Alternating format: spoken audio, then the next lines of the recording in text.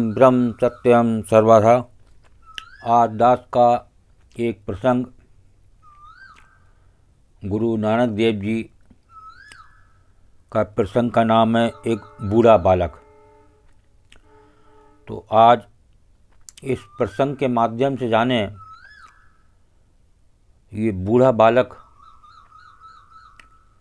क्यों कहलाया, किस प्रकार ये बूढ़ा बालक। तो इस प्रसंग को जब आप पूरा सुनेंगे, अत्यधिक महत्वपूर्ण प्रसंग ये गुरु नानक देव जी का इसको श्रवण करें। एक दिन करतारपुर में गुरु नानक देव एक वृक्ष की छाया में बैठे थे। गाय चराता हुआ एक बालक उनके पास से गुजरा। गुरु साहब को वो बालक कुछ असाधारण लगा। उसके चेहरे पर उन्हें कुछ अलौकिक विचित्रता दिखाई दी। उन्होंने उस बालक को बुलाकर अपने पास बैठाया और उसका नाम पूछा। महाराज जी, बालक ने उत्तर दिया, मेरा नाम बूढ़ा है। क्या आपको कुछ चाहिए? अगर चाहिए तो बता दीजिए, मैं अभी ला देता हूँ। तो गुरु साहब ने उसके सिर पर हाथ फिराकर कहा, नहीं पुत्र, मुझे कुछ नहीं चाहिए, तू जाकर अपनी गाय चरा। बूढ़ा गुरु साहब की आज्ञा पाकर वहाँ से चला गया, परंतु उसका किसी काम में जी ना लगे। गुरु साहब का गौरवशाली चेहरा रह रहकर उसकी आंखों के सामने नृत्य करने लगता। सारी रात वो सो ना सका। दूसरे दिन सुबह होते ही वो कुछ मक्खन की भेंट लेकर गुरु साहब के पास जा पहुंचा।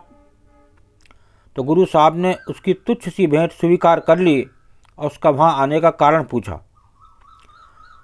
तो गुरु महाराज, बालक बूढ़ा हाथ जोड़कर बोला, मैं जन्म मरण के बंधन से छुटकारा पाना चाहता हूँ। ये छुटकारा मुझे सिर्फ आप ही दिला सकते हैं, मुझ पर कृपा कीजिए। देखिए, उस बालक बूढ़े की हाथ जोड़कर गुरु महाराज से विनती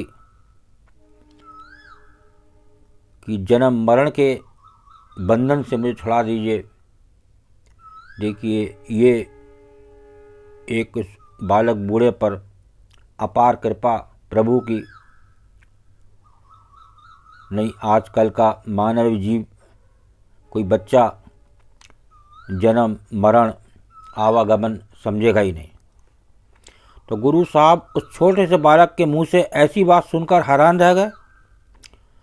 उन्होंने बड़े प्रेम से पूछा, प्यारे बच्चे, ये बताओ कि ये दुर्लभ विचार तुम्हारे मन में उत्पन्न कैसे हुआ? कुछ दिनों पहले पठानों का एक गिरोह हमारे गांव से गुजरा। तो बालक बूढ़ा ने उत्तर दिया, उन्होंने हमारी सारी फसलें ज़बरदस्ती काट लीं। उन फसलों में कच्ची भी थीं और पक्की भी। उन्होंने खेतों में कुछ भी ना छोड़ा। हम लोग चाहकर भी कुछ ना कर सके। तभी से मेरे मन में ये विचार उत्पन्न हुआ, यदि हम पठानों से अपनी फसल ही नहीं बचा सके तो हमें मृत्यु के मुख से कौन बचा सकता है? मृत्यु तो पठानों से भी अधिक शक्तिशाली और क्रूर है ना गुरु महाराज जी? ये बालक बूढ़ा ने गुरु महाराज से कहा। तो गुरु साहब हैरानी से उस बालक का मुंह देखते रहे। बालक ने आगे कहा, कौन जान सकता है कि किस समय मौत का क्रूर पंजा किस पर पड़ेगा? वो जवान होगा, बूढ़ा होगा या फिर बच्चा होगा। इस विचार ने मुझे अस्थिर और अशांत बना दिया है। कल जब आपने मुझे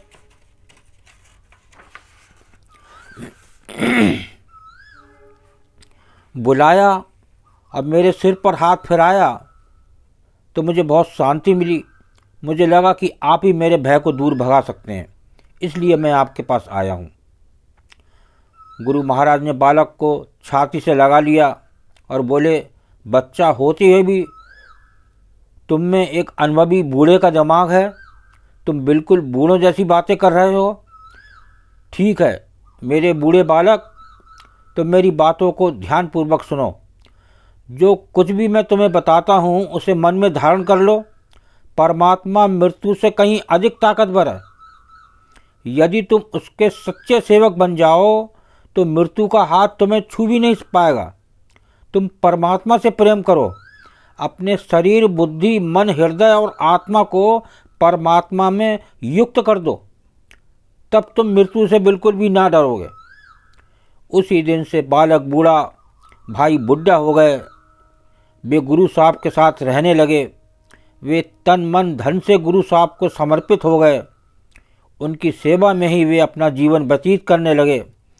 भविष्य में इस बालक को गुरु नानक का प्रसिद्ध और आदरणीय शिष्य होने का गौरव प्राप्त हुआ। गुरु साहब उन पर इतने प्रसन्न हुए कि गुरु अंगद देव को गुरु गद्दी सौंपते समय उनके मस्तक पर केसरिया तिलक उन्हीं के हाथों से लगवाया। भाई बुढ़ा इस संसार में 107 वर्ष तक जिए।